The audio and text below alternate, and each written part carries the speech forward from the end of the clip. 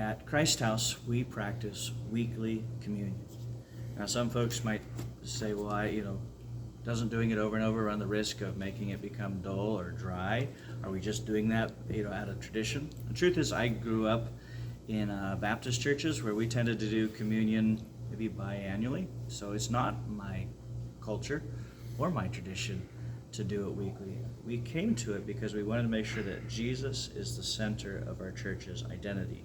And we felt like communion was something he gave us and commanded of us to do to remember him.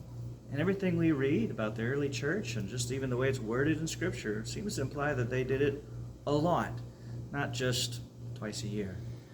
I don't think doing it regularly has to make it mindless. Quite the opposite. As a married man, I love my wife. I don't save that phrase for twice a year to keep it meaningful. I tell it to her every day because I want it to be central.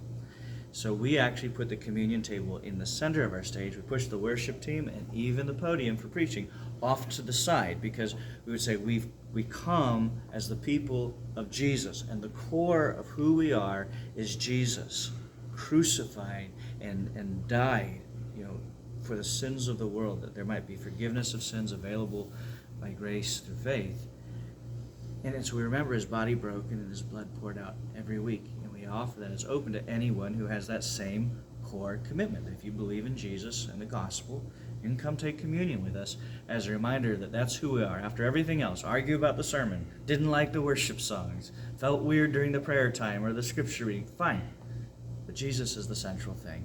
And so we put the table in the middle. We do it every week because we want to keep that central to our relationship as church.